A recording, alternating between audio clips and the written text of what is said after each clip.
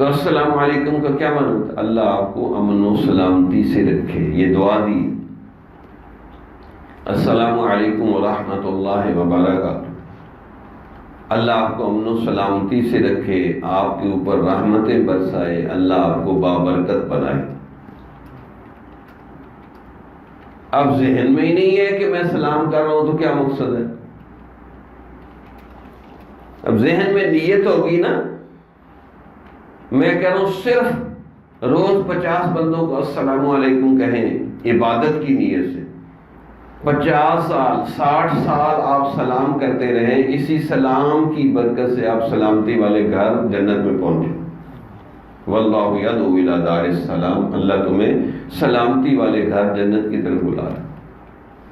تو آج رسمیں بن گئی، نماز بھی رسم بن گئی، سلام بھی رسم بن گیا، کیونکہ اس میں مزہ ہی نہیں آ رہا۔ اب نماز پڑھ رہے ہیں اتنے عرصے سے، کبھی رو کے نماز پڑھی؟ حالانکہ اللہ تعالیٰ فرما رہے قد افلح المؤمنون الذین هم فی صلاتهم خاشعون، بے شک وہ مومن فلاح پائیں گے جو نمازوں میں روتے ہیں، گڑ گڑاتے ہیں۔ اب مشائخ یہ اچھی اچھی نیتیں آپ کو سکھائیں گے،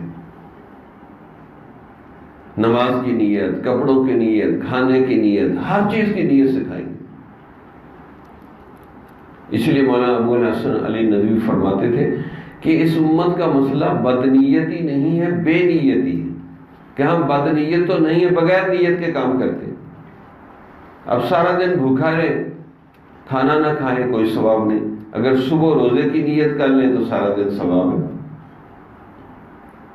نیتیں بدلنی ہوتی ہیں، نیت خالص سے خالص ہو جائے، بس آپ کو آہستہ آہستہ نسبت ملنی شروع ہو جائے۔ تو مشائخ یہ چیزیں سکھاتے ہیں، اب یہ چیز صحبت سے ملے گی۔ جمال الوجود بذكر الإله وتصف